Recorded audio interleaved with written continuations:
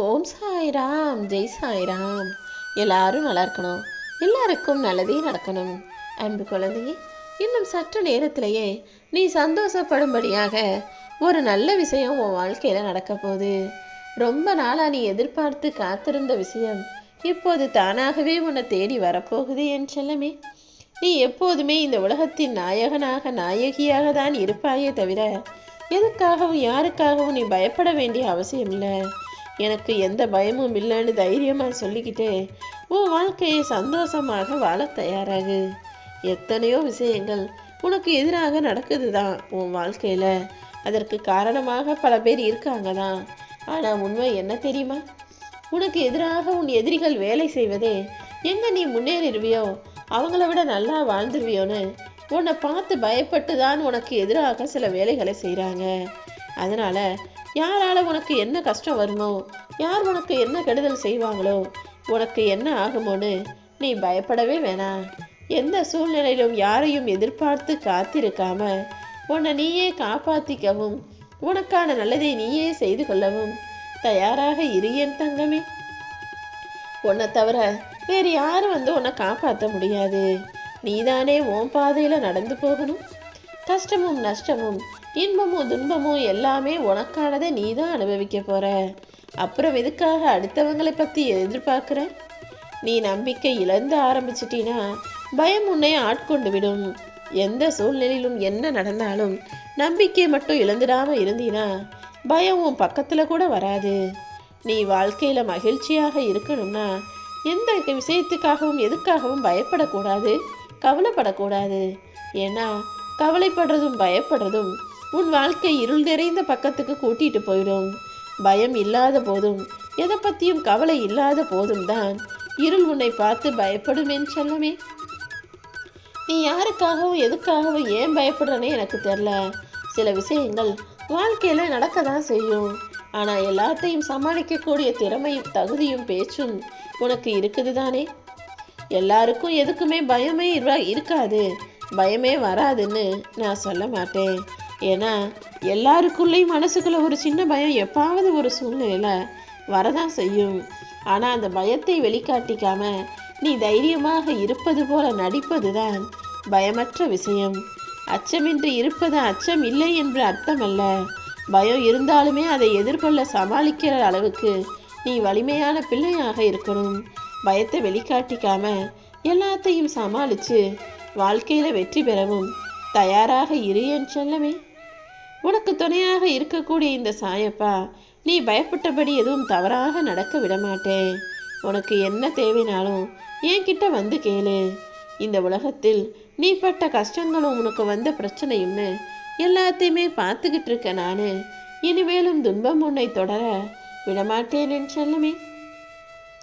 உனக்குன்னு ஏதாவது பிரச்சனை வரும்போது அதை யாருக்கிட்டையும் சொல்ல முடியாமல் நீ தவிக்கிற தவிப்பும் உன் மனசில் நீ படுற கஷ்டமும் புரிஞ்சதுனால தான் உனக்கான ஆறுதல் சொல்வதற்காக உன்னை தேடி வந்தேன்.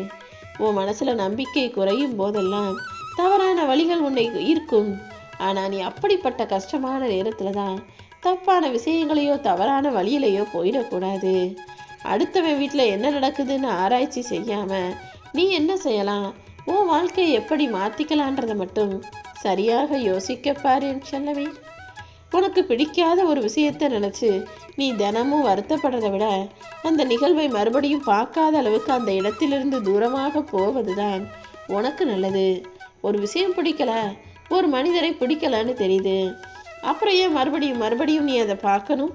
பிடிக்காததை விட்டு ஒதுங்கி தூரமாக விலக ஆரம்பிச்சிட்டினா அதுக்கப்புறம் நடப்பதெல்லாம் சரியாக இருக்கும்படி இந்த சாயப்பா அருள் செய்வேன் என் செல்லவே.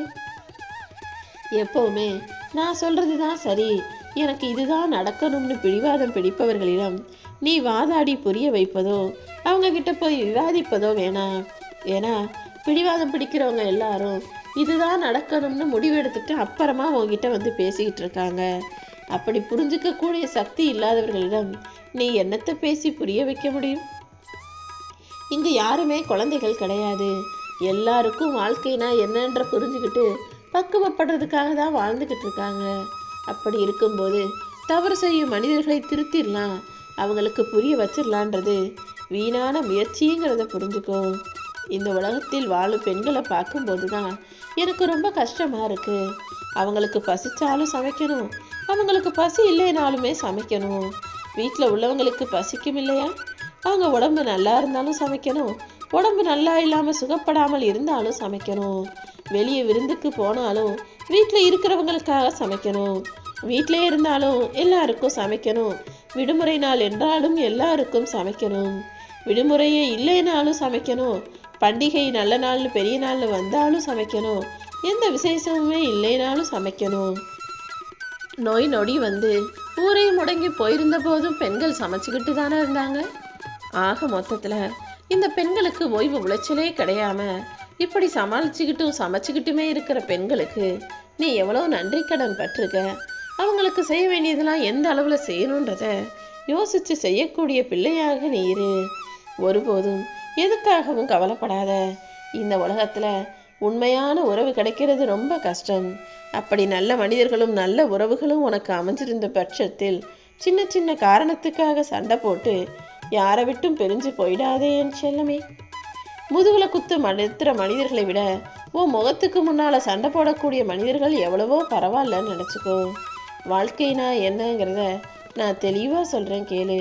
நேற்று இருந்தவங்க இன்னைக்கு இருக்க மாட்டாங்க, இன்னைக்கு இருக்கிறவங்க நாளைக்கு இருப்பாங்களான்றது உறுதி கிடையாது. என்றுமே இந்த உலகத்தில் ஆண்டாண்டு காலம் இருப்பவர் எவருமே இல்லை. இதை உணர்ந்தால் உன் வாழ்க்கையில் துன்பமே இல்லை. இதை உணராம தானே எல்லாருமே நான் தான் இந்த உலகத்துக்கே ராஜான்ற மாதிரி ஆடாத ஆட்டமெல்லாம் ஆடிக்கிட்டு இருக்காங்க. அவர்களில் ஒருவராக நீ சேர்ந்துடாத. ஒரு பறவை உயிரோடு இருக்கும்போது எறும்புகள் பூச்சிகளையெல்லாம் கொத்தி கொத்தி சாப்பிடும். அதுவே அந்த பறவை இறந்த பிறகு எறும்புகளும் பூச்சிகளும் அதை வந்து சாப்பிடும். ஏன்னா இந்த பூமியில வலியோரும் கிடையாது, எளியவர்கள் எளியோரும் கிடையாது.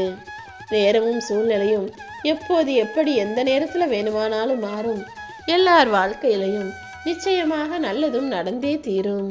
உனக்கான நல்லதையும் இந்த சாயப்பா நடத்தி கொடுத்தே தீருவேன். எப்படா எனக்கான நல்ல காலம் வரும், எப்போ என் வாழ்க்கைக்கு ஒரு விடிவு காலம் வரும்னு தூக்கமில்லாம நீ தவிச்ச காலம் எல்லாம் இப்போது முடிவுக்கு வரப்போகுது என் செல்லமே. நீ நேசிச்ச மனிதர்கள் யாருமே உனக்கு உண்மையாக இல்லை. நீ நம்பினவங்க யாருமே உன்னை முழுசா ஏமாத்தாம இருந்ததும் இல்லை. மொத்தத்துல வாழ்க்கையில நீ என்ன பாடத்தை கத்துக்கிட்டேன்னு யோசி. எப்பவுமே உனக்கு நல்லது நினைக்கவும், உனக்கு துணையாக இருந்து உனக்கு எல்லா சூழ்நிலைகளிலும் ஆறுதல் சொல்லவும், உனக்கு தேவையான உன்னை அரவணைக்கவும், உன்னிடம் அன்பு காட்டவும் நீ மட்டும்தான் சரியான நிரந்தரமான ஆளுங்கிறத புரிஞ்சுக்கோ. ஏற்றமும் இரக்கமும் நிறைந்த உன் வாழ்க்கையில நீ போடுற திட்டங்கள் வேணா தோல்வியுறலாம். ஆனா இந்த சாயப்பா உனக்காக போட்டு வச்சிருக்கிற திட்டத்தை எல்லாம் நிச்சயமாக வெற்றி பெற செய்ய போறேன். அப்படிதான் இப்போது இன்னும் சற்று நேரத்துல நீ சந்தோஷப்படக்கூடிய வகையில உனக்கான ஒரு நல்ல விஷயத்தை நடத்த போறேன். எப்பவுமே நீ பேசக்கூடிய வார்த்தைகள் பிரியத்தை ஏற்படுத்தணுமே தவிர பிரிவை ஏற்படுத்திடக்கூடாது.